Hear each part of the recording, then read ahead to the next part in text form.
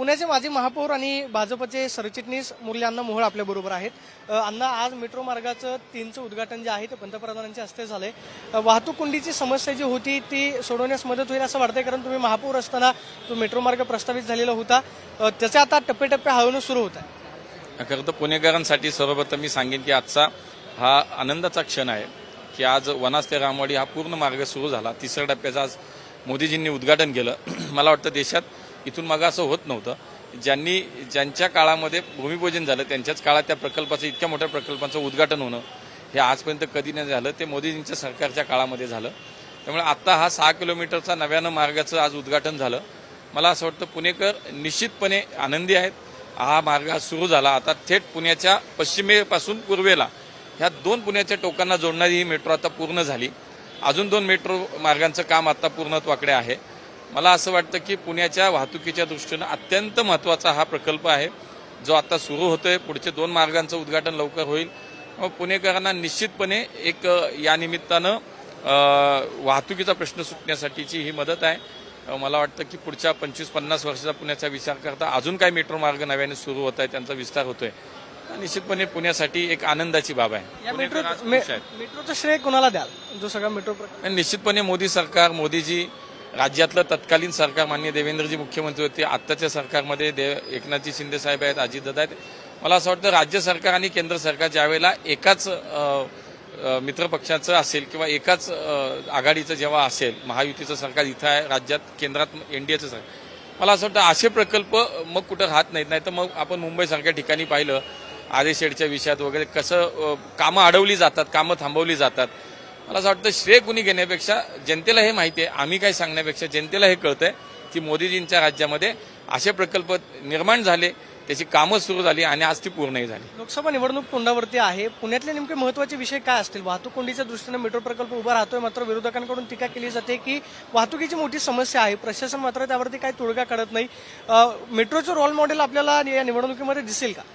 निश्चित आपण बघतोय ना, आता मेट्रोच्या एका टप्प्याचं उद्घाटन होत चाललंय. आज तुम्ही बघा, जवळजवळ 21 किलोमीटरचा मार्ग पूर्ण झाला. एका सोपी गोष्ट नाहीये. पुण्याची सार्वजनिक वाहतूक व्यवस्था सक्षम करण्यासाठी मागच्या काही 5 वर्ष भारतीय जनता पार्टीचं सरकार होतं. महापालिकेत आमची सत्ता होती. जवळपास 1500 इलेक्ट्रिक आणि सीएनजीच्या बसेस रस्त्यावरती नव्यानं आल्या. सार्वजनिक वाहतूक व्यवस्था सक्षम करण्यासाठी आम्ही काम करतोय. केंद्राची, राज्याची त्याला मदत आहे. त्यामुळे पुणेकरांचे प्रश्न म्हणून आता जो महत्त्वाचा प्रश्न आमच्या समोर आहे तो निश्चितपणे पुणे शहर वाढलंय. 518 स्क्वेअर किलोमीटर इतका आमचा विस्तार झालाय. 60 लाख लोकसंख्या आमची झाली. त्यामुळे स्वाभाविकपणे काही नागरी सुविधा असतील, त्या मूलभूत सुविधा, त्याच्यावरती ताण निश्चितपणे येणार. पण ते सोडवण्यासाठी आम्ही 100% काम करतोय. मागच्या 5 वर्षात महापालिका असेल, केंद्र सरकार, राज्य सरकार अनेक प्रकल्प नव्याने सुरू झाले आणि त्यातलाच हा आजचा प्रकल्प आहे. मला वाटतं पुणेकरांचा निश्चितपणे कामावरती विश्वास आहे आणि काम करणाऱ्यालाच ते निवडून देतात. मात्र तुम्ही आता तत्कालीन महापौर होतात त्यावेळेस ही सगळं कामं झाली. आता पुढची कामं तुम्हाला खासदार म्हणून सोडवायचीत का?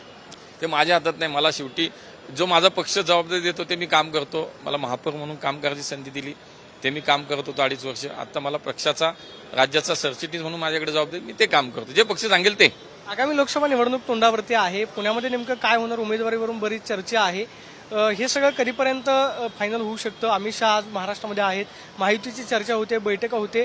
पुण्याचं सुद्धा खरं तर जागा जी आहे ती अतिशय महत्त्वाची आहे. एकीकडे महाविकास आघाडी विरुद्ध महायुती अशी थेट लढत होणार आहे. काय आव्हान असेल असं वाटतं तुम्हाला पुण्यामध्ये? मला अजिबात वाटत नाही काय आव्हान असेल. आमचा जो कोणी उमेदवार असेल तो 100% निवडून येईल. त्याचं कारण मोदीजींचं काम, मोदीजींनी पुण्यासाठी दिलेलं योगदान, पुणे शहरासाठी राज्याचं सरकार, देवेंद्रजींचं सरकार, एकनाथजी शिंदे, अजितदादांचं सरकार करत असलेलं काम आणि 5 वर्षाच्या मागच्या महापालिका म्हणून आम्ही केलेलं काम हे जनता पाहतीये. जनतेच्या डोळ्यासमोर सगळं काम आहे.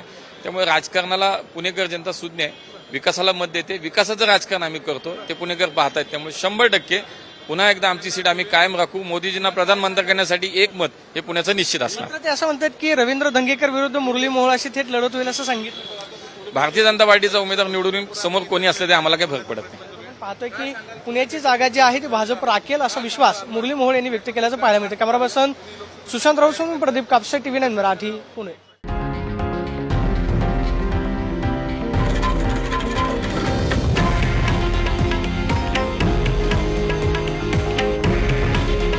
हे आहे देशातील नंबर 1 न्यूज नेटवर्क आणि आपण पाहत आहात TV9 मराठी. काळजी तुमची, हित महाराष्ट्राचं.